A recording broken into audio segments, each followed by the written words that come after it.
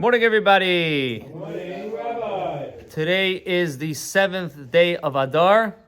It's the day that is known as the birthday and the passing of Moshe Rabbeinu, of Moshe. And it's a very auspicious day. It's a very powerful day that has a lot of mazel. This is the day that eventually brought to the mazel, the good luck and the good blessing for the story of Adar, of the month of Adar, of the Purim story. So it's a very auspicious day. There is a beautiful insight on this day that is written in the Sefer that the Rebbe put out, Hayom Yom. And he says like this for this day, the lesson of the day. Every Jew must know that wherever he may be, he is an agent of God. To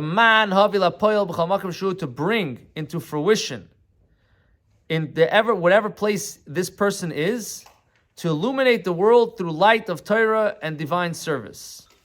This is achieved through the performance of practical mitzvahs and by including oneself positive character traits. Now, there's a very powerful lesson over here. There are three people that do things that are good for three different ways. There's the first person that says like this, I got to do what's good for me. Is it good for me? I'll do it. If it's not good for me, I'm not doing it. So this person, the center of his world is him. And it's all about him. If it's good for me, it works. If it's not good for me, have a nice day. That's the first person. The second person says, listen, I want to be fair. I want to be fair. Is this the right thing or is it the wrong thing? Yes, sometimes I got to take a hit in business. Why? Because fear is fear. I gave a word. I have to back up the product. I'm not going to tell the guy, get lost, too bad. I'm going to try to be a mensch. I'm going to try to be, correct. And sometimes you got to take a hit because I want to be fair. That's the second person. At the end of the day, whoever's responsible is responsible. So he's in the center, but he's trying to be honest with himself. Then there's a third person, that the third person says, I have to always do the right thing. I have to do the right thing.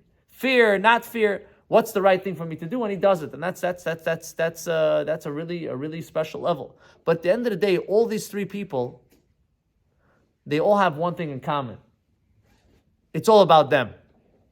The first person only sees himself. The second person sees himself that he wants to be a fair person. And third person sees himself that he wants to be a good person. What's going to make me be a good person? So I'm going to do it.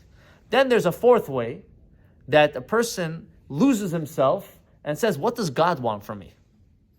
Why am I here? What am I doing? What's my job? Hashem put every single one of us in this world to do good things, to be an ambassador of good and light and Torah and mitzvahs. So now, even if something bad or something negative, or I lose out from doing something good, I may lose, I may pay a price. But at the end of the day, that's what I need to do. I need to do the right thing. I need to do what Hashem wants from me. I have a job. I got a goal. I have a life purpose. I have a mission. And this mission cannot change. Now, in this world, there's good and bad. Hashem made this world with good and bad. There will be sometimes that you will see something that may not look too good. Either because we don't see the full picture, or because part of our job is to confront that negativity and to deal with it. That's part of your job. It doesn't mean that when you're doing something good, you're never going to see bad. The bad is there because that's part of it. Part of it is to say, the bad is there and that's not going to move me. I'm going to override that bad because that's what Hashem wants from me.